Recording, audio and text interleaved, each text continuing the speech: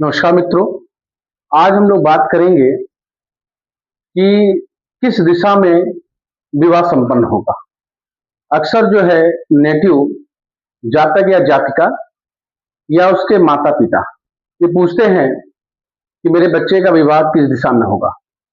वैसे तो इसके कोई सशक्त नियम नहीं बनाए गए हैं, लेकिन मैंने जो महसूस किया, जो कुंडलियों में विश्लेषण किया, मैंने ये पाया कि दो ऐसे तीन ऐसे पैरामीटर हैं जिसको देख करके आप ये संभावित दिशा बता सकते हैं कि आपका विवाह किस दिशा में होगा।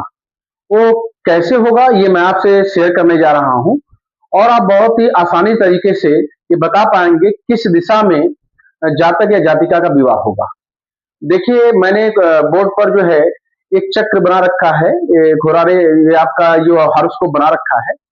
इसमें आप देखेंगे कि जो पूरब और जो सूर्य और मंगल है उसे पूरब दिशा प्राप्त है, और जो चंद्र और शुक्र हैं उसे पश्चिम दिशा प्राप्त है, और जो बुध और गुरु महाराज हैं इन्हें उत्तर दिशा प्राप्त है, और जो राहु केतु और शनि हैं इन्हें जो है दक्षिण दिशा प्राप्त है।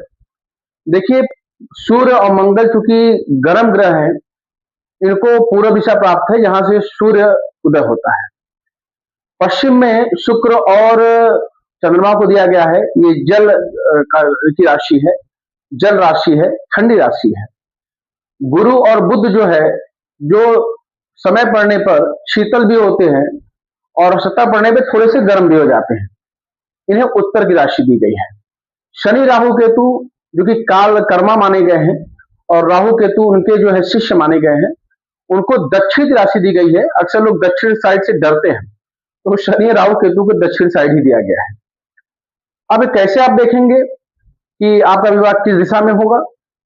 पहला पैरामीटर, आप देखें कि आपका जन्म किस नक्षत्र में हुआ है, या आप ये देखें कि जिस नक्षत्र में हुआ है उसका स्वामी कौन है, या आप आसान शब्दों में ये देखें कि आपका जन्म किस महादशा में हुआ है। ये तीनों बातें एक हैं। आपका जन्म किस नक्षत्र में हुआ है, उसका स्वामी कौन है। मीन्स मैं ये कहना चाह रहा हूं कि आपका जन्म जो है किस महादशा में हुआ है। जिस महादशा में होगा और उस महादशा का जो स्वामी होगा उसे जो दिशा प्राप्त होगी उस दिशा में आपका विवाह होगा। जैसे मैंने बोर्ड बताया, गुरु बुध की महादशा में है तो आपका जन्म उत्तर में होगा, सूर्य मंगल की महादशा में है तो आपका जन्म पूर्व दिशा में होगा, चंद्र गुरु की महादशा में तो आपका जन्म पश्चिम में होगा, और शनि राहु केतु की दशाओं में जन्म हुआ है तो आपका जन्म आपका जो विवाह है दक्षिण में होगा।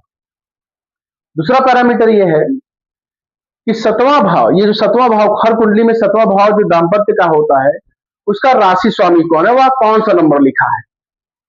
जो नंबर लिखा होगा उसका जो मालिक होगा उसके मालिक को जो दिशा प्राप्त है। मान लीजिए सतवें भाव में यहाँ शनि राहु केतु ही लिखे हैं तो दक्षिण दिशा में होगा। अगर यहाँ पर 1 और 8 मंगल लिखा है तो पूरब में होगा। 5 नंबर लिखा है तो सूर्य की महादशा है। 4 लिखा है तो चंद्र में देखिए पश्चिम दिशा है। 9 12 है तो गुरु के जिस राशि स्वामी, आपका जो सतवें भाव का जो राशि स्वामी होगा उसके मालिक को जो दिशा प्राप्त है उस दिशा में आपका विवाह संपन्न होगा। और आखिरी और सबसे इंपॉर्टेंट, कभी कभी देखा जाता है सतवें भाव में कोई ग्रह बैठा हुआ है, तो आप देखें कि कौन सा ग्रह सतवें भाव में बैठा हुआ है। जो सतवें भाव में ग्रह बैठा होगा उस दिशा में भी आपका विवाह होगा।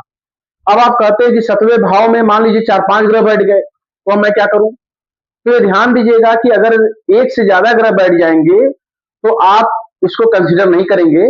केवल एक ग्रह बैठने पे आप देख सकते हैं कि सतवें भाव में कौन सा ग्रह बैठा हुआ है, उसकी दिशा में आपका विवाह होगा।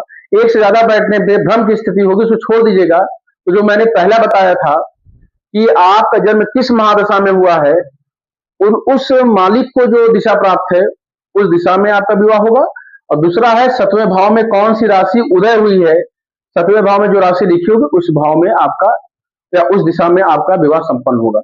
इस तरीके से आप जो है किसी जातक या जातिका के विवाह की दिशा, आप संभावित दिशा बता सकते हैं। उम्मीद है कि आप इस चीज को अच्छे से समझ पाए होंगे। अगर आप समझ पाए हो तो चैनल को शेयर, लाइक और सब्सक्राइब करें, और कमेंट बॉक्स में कमेंट जरूर करें। और यदि आपका कोई प्रश्न हो तो पूछिए, जिसका मैं उत्तर आपको दे सकूं, या अन्य वीडियो के माध्यम से मैं जो है और आपको जो जानकारी हो वो दे सकूं। धन्यवाद।